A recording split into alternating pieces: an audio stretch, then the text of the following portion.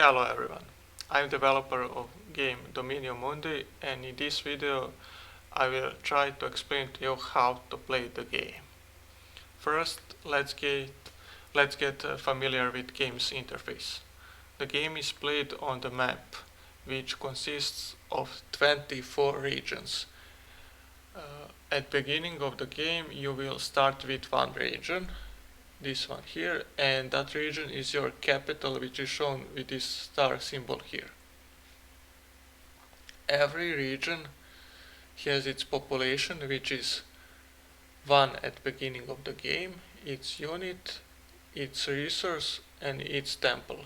I will talk about them more later, but first let's talk about how you play the game.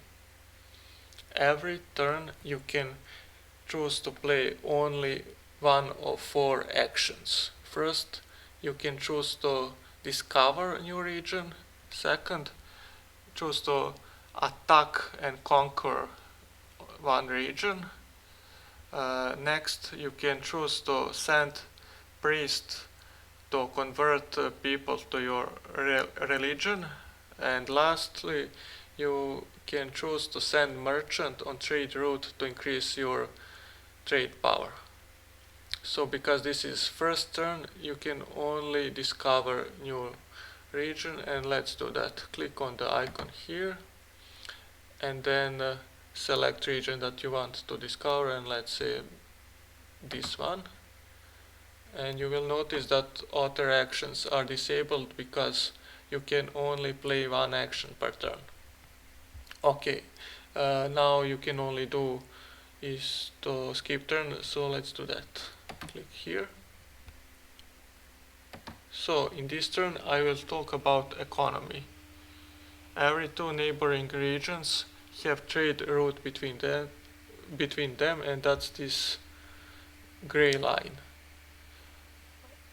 You can send merchants on that trade route, and to do so click on this icon here and button will appear. That button represents how many trade power will you gain if you send merchant there. And trade power is important for 2 reasons. Player with most trade power on trade route controls it, and second, regions between trade route with more trade power will increase their population quicker. So if you want to actually send merchant, click here, but when you hover this button you will see how many trade power each player has. Because it's beginning of the game, everyone has 0. So let's click, and now we took control over this trade route. And second part of economy is resources. There are 6 resources in the game, and they are here in bottom left corner, and each resource has its unique bonus that gives to region that has that resource. And other part about resources is that you can get resource points when you connect some region with trade route that you control to your capital. You will get resource point from that region. So here we just took control over this trade route, and then we connected this region to our capital, and we then gain stone point from this region. So now we have iron point from our capital here and stone point from this region here. When you collect 4 resource points from same type, then you can play 1 more merchant per turn. And that's important if you want to achieve economic victory. So let's go to the next turn. and let's talk about combat and military system. If you want to conquer some region, click on this icon here, and it will show for every region how many army points you need to spend to conquer it. In this region it says it needs 137 and you have 108. So you actually can't now conquer this region. And how it is determined how much army points you need to spend for region to conquer it. It depends of that region's population, which is 1 here, and your army formation. Army formation is these 6 units in top right corner. You start with militia units, and they are most basic units, and they are basically just placeholder for better units to come. And you want to change it as soon as possible. So, how to get better units? Well, for each region that you control, you get its unique unit, and in this case, you get this unique unit, that's Paladin. And you can place it in your formation just by clicking on place where you want to put it and click it again to confirm. And now you can see that cost for conquering this region has decreased.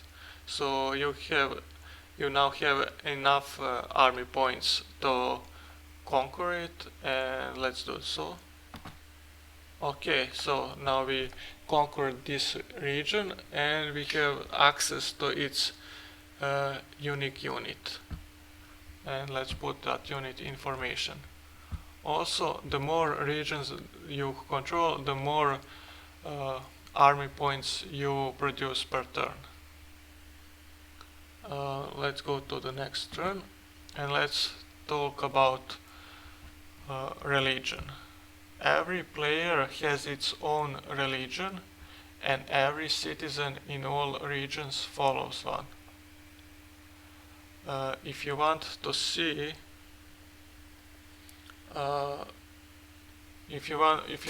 how many citizens follow each religion in region, click on this icon here, and this table will show it.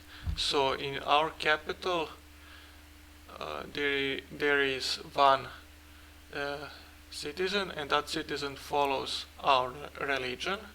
And in this region there is also one citizen, and that citizen follows neutral religion.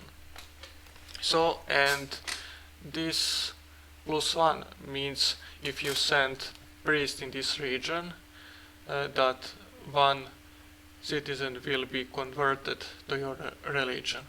So let's do that. Okay, so now this circle becomes red, and that means that your religion is dominant in this region.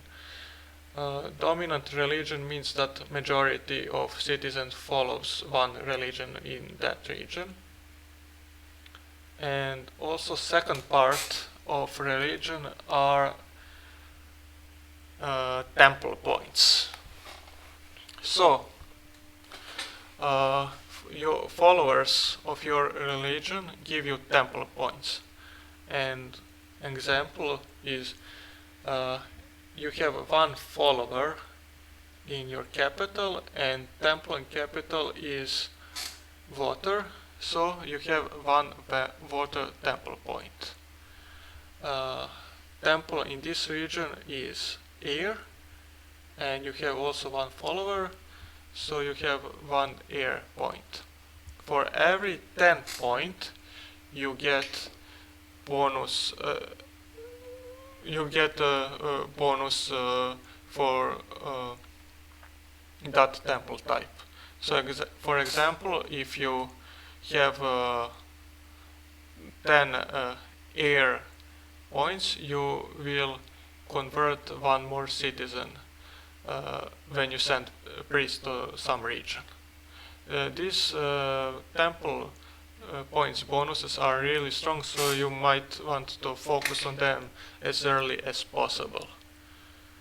So let's go to the next turn and let's talk about how do you win the game. So there are 4 victory conditions, and player who achieve one of them first is the winner. First victory condition is score victory, and player who gets to 180 victory points first is the winner. Victory points are shown here, and you get 5 victory points for every region that you own, so 5 here and 5 there, that's 10. 3 victory points for every trade route that you control, that's 3 here, and 1 victory point for every follower of your religion, that's 2 here, and that's total 15. Okay, and let's play a game little more to get more familiar with it.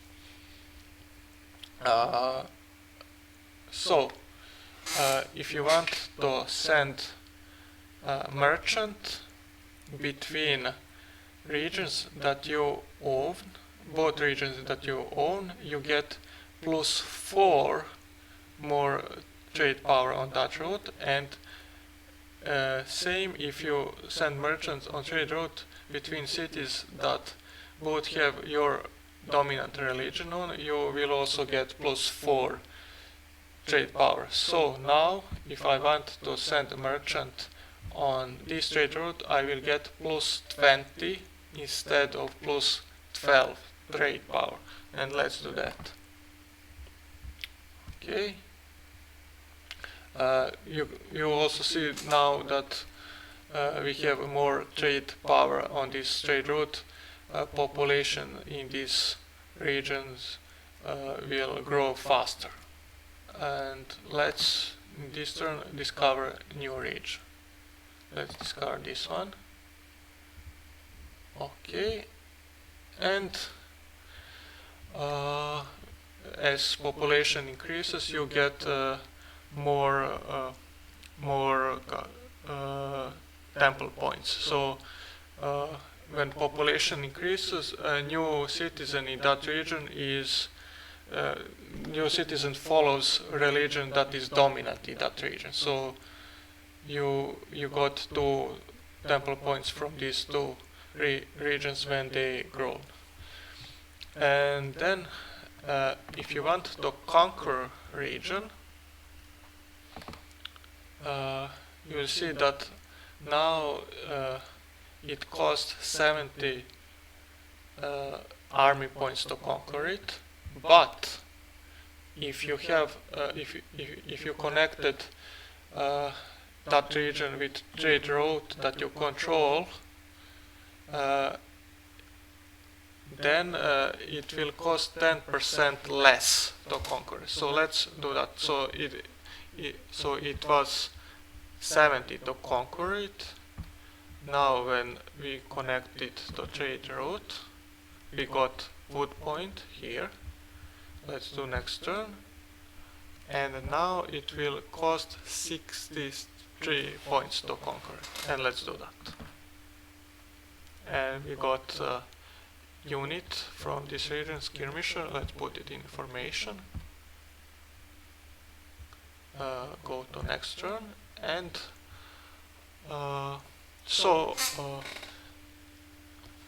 regions that your followers of your religion in regions that you control give you more army points per turn. So like now you produce 19 army points per turn, and if you convert this citizen to your legion, you will produce 20 army points per turn. So army points are produced by your regions, and how many are produced determines of how many people do you control. So let's go to next turn, and later in the game you will encounter other players. So there are 4 players in this game, and as I already said, first one to achieve one of 4 victory conditions is the winner. I think this is enough for this video, and if you want to find more, you can look at in-game help here, like here, and okay, so that's for now. Goodbye.